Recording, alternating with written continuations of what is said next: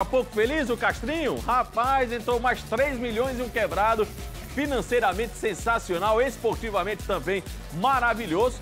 Bom, se a CBF vai fazer o Pix lá para o time do Ceará para mandar mais 3 milhões e 300 pela classificação às quartas de final da Copa do Brasil, o Ceará também vai fazer um Pix, viu, Robson? Vamos abrir a mão aí porque o time do Ceará vai pagar, inclusive, tá lá no Diário do Nordeste de hoje, o Ceará paga a premiação milionária aos seus jogadores, né? R$1 milhão é a premiação, tá aqui no Diário do Nordeste, ó. Elenco do Ceará ganha bicho, que é como fala, né? Quando o cara é uma premiação de jogo, é o tal do bicho. Bicho milionário na vitória contra o Santos. A premiação, o valor foi entregue como bônus pela classificação às quartas de final da Copa do Brasil, na casa de R$1 milhão, que será dividido entre os jogadores. E aí, às vezes, também é muito comum, né, que os jogadores dividam também com os funcionários, é muito justo, diga-se de passagem. Então, tá todo mundo feliz com relação à questão financeira e com essa classificação às quartas de final, como tá aqui na nossa tarja, ó, Ceará vai para 11 milhões e 300 mil só na Copa do Brasil, só dentro de campo, só falando de classificação, e isso, convenhamos, é muito importante no ano tão atípico em que as receitas estão mais baixas, não ter a presença da torcida no estádio. Você imagina como é que estaria o Castelão ontem? Seria renda gigantesca também, que o estádio certamente estaria lotado com essa excelente campanha, um jogo decisivo. O time do Ceará está nas quartas de final da Copa do Brasil. Então, premiação milionária do time do Ceará na Copa do Brasil, mas como eu falei, a questão financeira ela é muito importante e a questão esportiva também. A autoestima eleva tudo, a moral tá lá em cima e é o que a gente vai comentar em tudo que aconteceu na vitória do Ceará sobre o Santos ontem, na grande jogada que está começando. Então seja muito bem-vindo.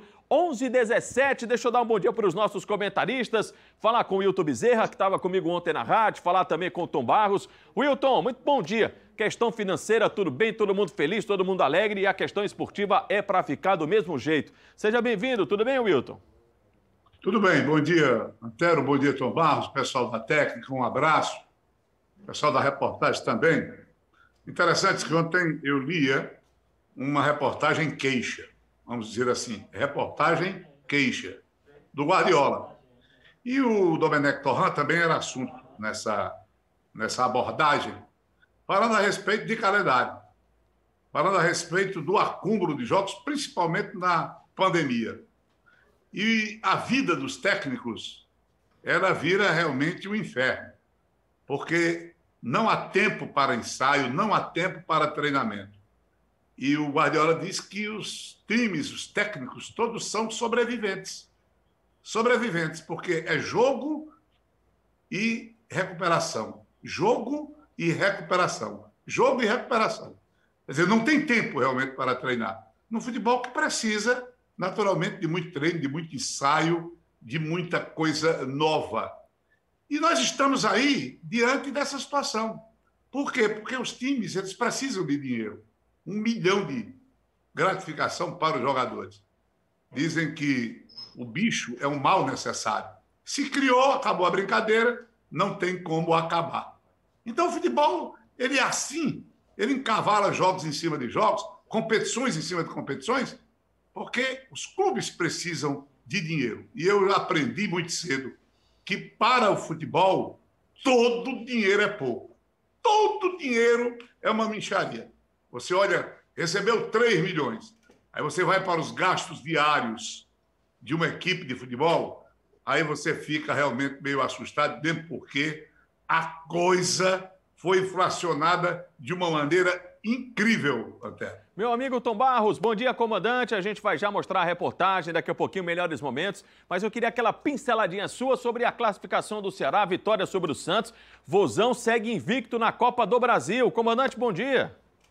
Bela campanha. Bom dia, meu querido Antero Neto. Aliás, parabéns pela narração do gol. Pegou em cima. Quase que se adianta ao vivo, hein? Obrigado. Beleza. Um abraço a turma toda aí da retaguarda. E o Ceará Sporting Clube, meu amigo. Eu disse aqui no comentário, vinha repetindo, em nenhuma partida o Santos foi melhor que o Ceará. Vinha repetindo isso.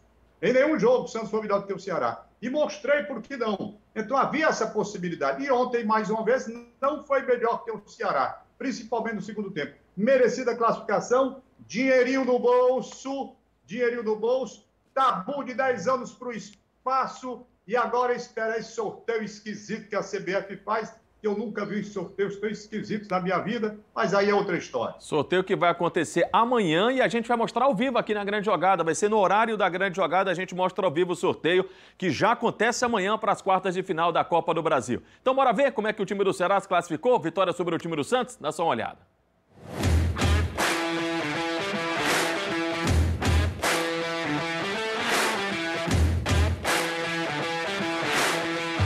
Eles colocaram na cabeça que eles querem fazer história, que eles querem ir o mais longe possível. Essa chama que vem de dentro deles. Esse espírito que tem sido ponto alto nas vitórias do Ceará. E que vitória, hein, Guto? Eu não faço nada, quem executa são os jogadores. Égua, professor, vai com calma. O time se classificou. Graças a Deus a equipe vem conseguindo avançar. O Ceará mostrou muita vontade e determinação. E o jogo foi bom. Um primeiro tempo disputado. Chances para os dois lados. A bola do Sobis que tira tinta da trave. O Marinho tentando um golaço. Ah, Luiz Otávio! Outra bicicletinha, dessa vez do Soteldo. Aliás, falando em bicicleta, foi uma dessas que definiu o jogo. Só que foi a do Ceará. Vina, já no segundo tempo. Que fase do Vina! Mas acho que eu fui generoso na bicicleta, né, Guto? Meia bicicleta, não. Um voleio, né? Meia bicicleta, voleio é o que menos importa. A pedalada foi parar no fundo da rede. E aí, com a vantagem no placar, bastou fechar a marcação para garantir a classificação. A gente conseguiu também dificultar ao máximo para eles, não deu os espaços que eles queriam. Sim, foi isso que eu disse. Agora é comemorar e esperar o próximo adversário. O vovô tá nas quartas. Bom demais. Ô Wilton, sabe o que é que me chamou a atenção? Hoje eu estava conversando com o Gleudson Rosa na Verdinha e o Gleudson, Otero, quem foi o destaque do time do Ceará? Quem foi que mandou bem? Curiosamente, não dá para a gente identificar o cara do jogo. Tudo bem, o Vina fez o gol, foi um golaço, meia bicicleta, voleio como queira aí, como diz o Guto Ferreira. Mas, como um todo, eu achei a atuação do Ceará muito boa, muito consistente, como se diz, né? Taticamente perfeito. Queria que você falasse sobre o jogo, como é que foi a partida do Ceará contra o Santos, Wilton. Você tem razão. Prevaleceu o coletivo. Agora, inevitavelmente, você tem que destacar o jogador Thiago Panhussá, como está jogando, hein? É um gigante. O cara tem uma fome de bola, de disputa. Eu nunca vi uma disposição daquela. Olhem bem, analisem bem, porque se ele puder, ele vai ali na frente. Uma disposição. Bruno, né? Bruno Pacheco jogou muita bola, mas jogou tanto que abusou. Abusou e cansou. E foi obrigado a ser substituído. Eu acho que esses dois jogadores foram gigantes. Esteve bem o Luiz Otávio. Eu só achei que, pelo lado direito, houve um certo abandono daquele circuito ali, que ele é necessário, até para variação de jogadas. Tanto o lateral direito, quanto o Fernando Sobral. Aquela jogada ali, ela é imprescindível. Mas o Ceará, ele tem uma forma de jogar. Ele vai na base da velocidade, ele vai na base do músculo. E o Belchu é o homem indicado para isso. Agora, não pode ser só aquela jogada pelo lado esquerdo. Tem que ter uma variação pelo lado direito. Mas o Vina esteve bem agora. Foi jogo duro. Foi jogo duro. Foi parada difícil para os dois times.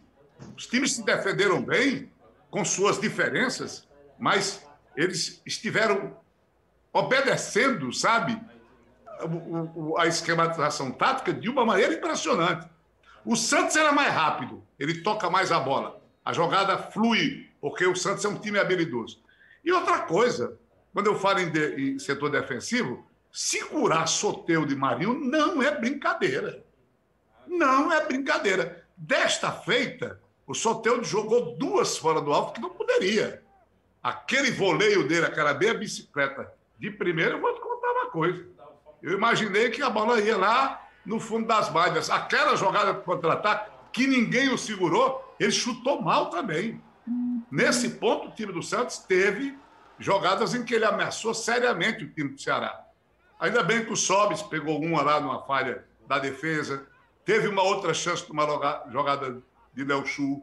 O Luiz Otávio não é de perder na cabeça aquele lance que ele desperdiçou. A bola pegou no cucuruto e foi para fora.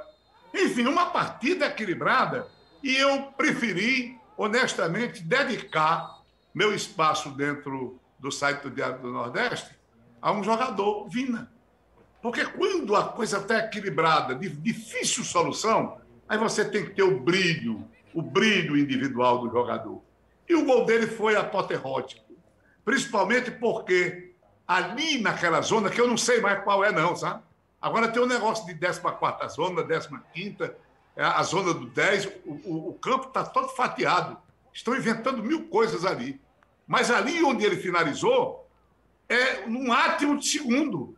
Ali você tem que decidir sem esperar a chegada do zagueiro. Quer dizer, ele farejou a chegada do zagueiro nas costas.